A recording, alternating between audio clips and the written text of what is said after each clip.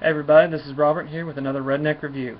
Today we're going to be reviewing the Superior Spider-Man number 18. Lovely art. This particular issue in the current run of Superior Spider-Man is done by Dan Slott, penciler Ryan Stigman. These are the guys who wrote Avengers the Initiative and also drew stuff like that. If you've ever seen Avengers Initiative, you know it's about the art in that is just awesome. These guys have my utmost respect as far as their art. That being said, the Superior Spider-Man has not been my favorite comic, and if you've listened to my other reviews, you know that I'm a pretty staunch believer in that. But I've enjoyed this particular story arc, and I'm going to give you a clear and balanced opinion here. Alrighty, well, anyway, let me show you this first cover page. The Superior Spider-Man, the two Spider-Men, the now Superior Spider-Man with the body of Peter Parker inhabited by Dr. Otto Octavius, and the Spider-Man from 2099, Steve O'Hara, who basically is going to be the new Spider-Man. They're both fighting each other for this time stream. Alright, well, back where we left off, we know that they were the Spider-Men were fighting over the grandfather of the president of Alchemax. And we're in New York in 2013. And the two of them are just over here fighting, coming face to face for that good old-fashioned hero versus hero misunderstanding fight that Marvel is so famous for. And we find over here this little passage. What are you supposed to be? The blue symbiote from another spider clone?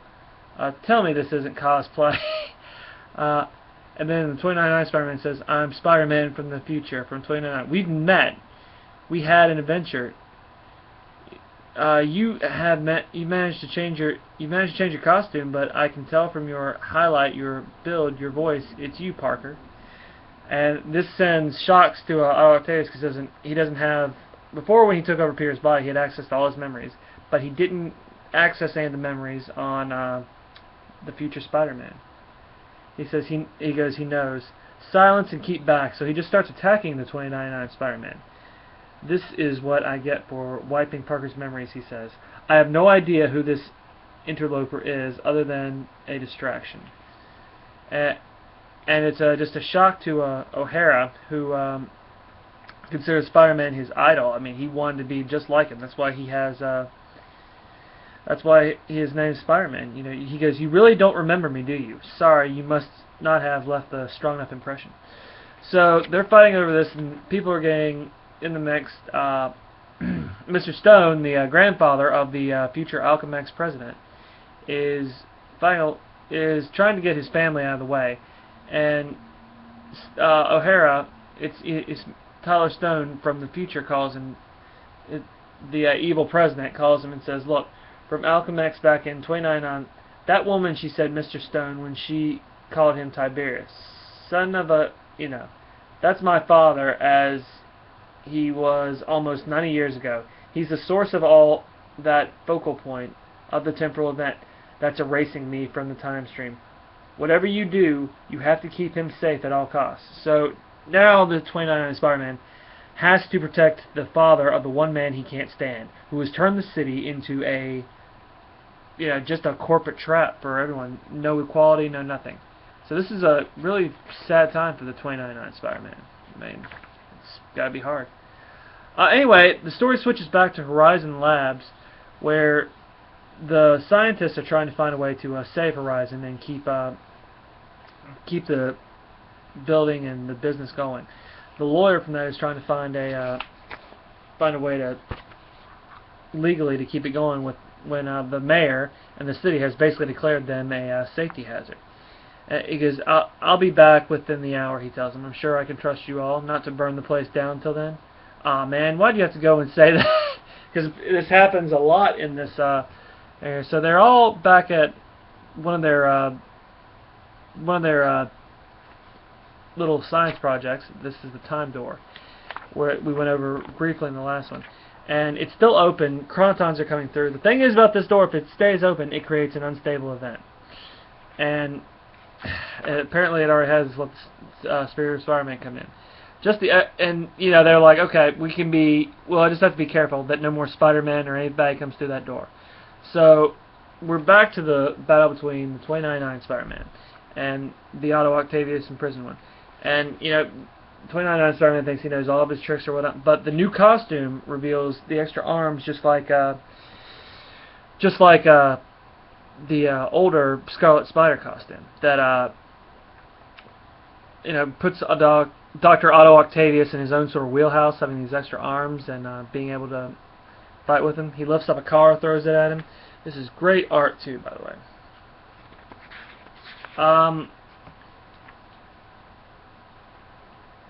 And what Otto doesn't realize is the civilians in the car, and you know, just the people in line with it are. He doesn't realize how focal to the future they are. How if he doesn't let them live, Alchemax could be destroyed. He's just focused on getting the 2099 Spider-Man out of his life. I mean, he's just trying to make sure that no one can take away this new life that he has of being Spider-Man, of being the superior Spider-Man. And we see that right here. While he's still not worrying about any of the civilians. Now that he's wiped Peter's memories, he doesn't have that conscience there to decide whether or not he is the better person. I mean, this is why I don't understand why they did this particular Spider story, because I like the idea that Dr. Octavius could be considered one of the good guys. Well, anyway, the battle moves on, and Spider-Man takes Stone away in the midst of all this. The 2099 Spider-Man takes him away in the middle of this and vacates the premises. So what happens is his wife tells him, "Enough, you have nothing more to say to you, Mr. Banks. I'm taking Normie to the ER as far away to go as Horizon." He's talking to his secretary, but she tells the Spider-Man, "I want you and Mr. Stone in immediately. Miss Allen Liz Tiberius is gone along with the other Spider-Man." So we see him, the 2099 Spider-Man, coming in here, taking him and running off, while Octavius is trying to put together his team on the Spider Island to come out and help him track down the Spider-Man and get the Mr. Stone back to where he belongs. And you know, he goes, you know, he's making fun of his people, and you know, the people that are working under him. Like Octavius says, "You simpletons," and stuff like that.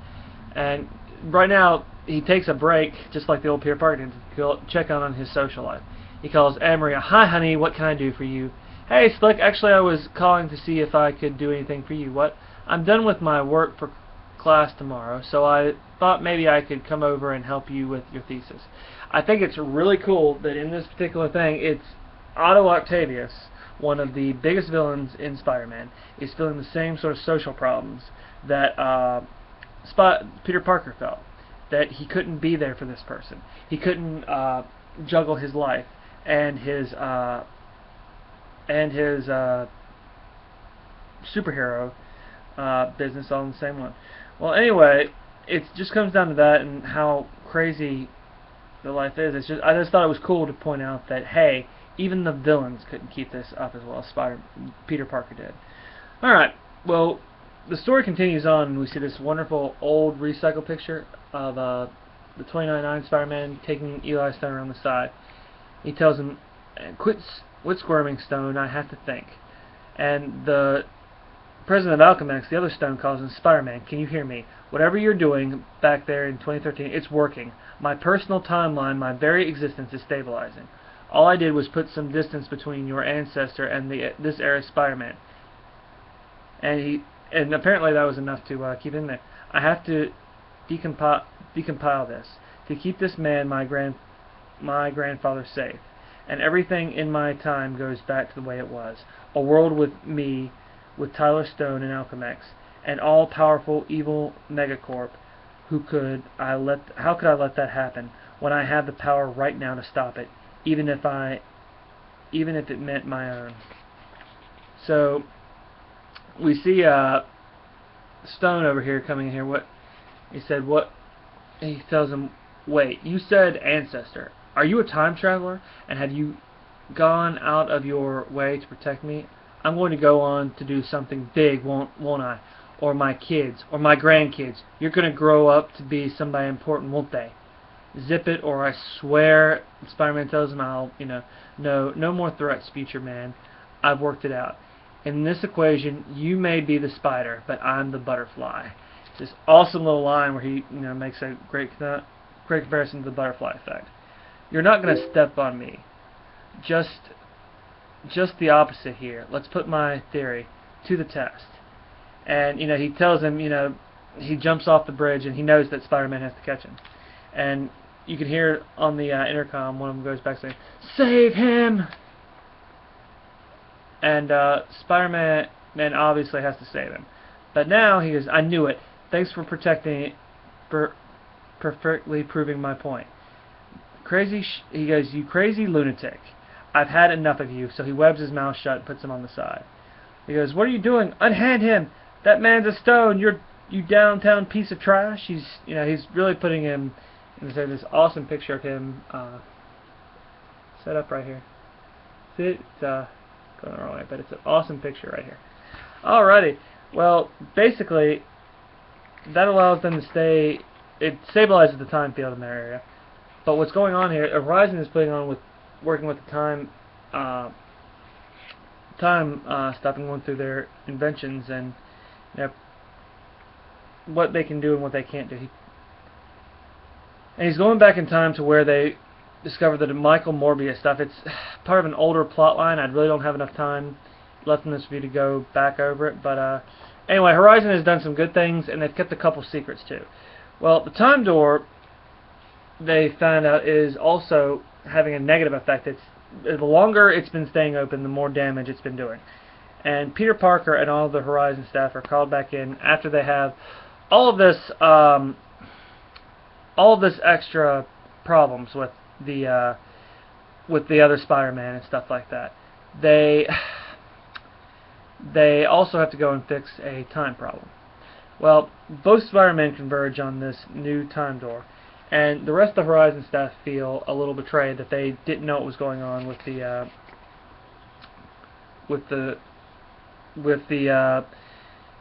Michael Morbius thing. And we see that Superior Spider-Man getting called in too because he's a member of that, and he comes in and is just being called in by everyone in his life. Mary Jane, Aunt May, and everything like that. He tells me, "I don't have time for you right now." He's much less adept to keeping his social life together, unlike Peter Parker was. He's not used to it yet.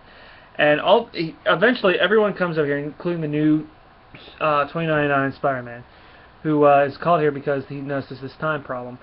And they're all convinced that whatever came through that door is the reason why the time stream is going out, and it was the 2099 Spider-Man. So Octavius shows up in this one part right here. Shows up, and he talks about the situation, and they tells him how. The 2099 Spider-Man tells him, I know how to fix this, and all of a sudden the Superior Spider-Man comes in and knocks him out while things are getting ready to go to critical mass. And he goes up to him going, what? So now it's getting ready to explode and no one knows what to do. Okay. The Superior Spider-Man number 18. The art is amazing, so I'm going to give it a 5. The story is a 4.5 like the last one. It picks up right where the last story arc left off, or the other part of the story left off. It is well written. It is full of comedy and things like that. So I'm going to give it a 4.5. A 4.5 on the art as well. They're both great. There weren't too many ads in here. It was just from pretty much start to finish a good Spider-Man show. So that's the final review. I may have said a different one earlier, but it's a 4.5 on the art, 4.5 on the story.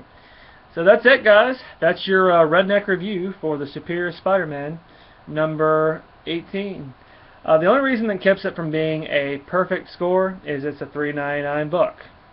It's not exactly worth $3.99, but we're going to let that go. Thank you so much, guys. This is Robert from Redneck Reviews. Please check out our other stuff and let us know what you want us to review. We love to take comments and requests. Bye-bye.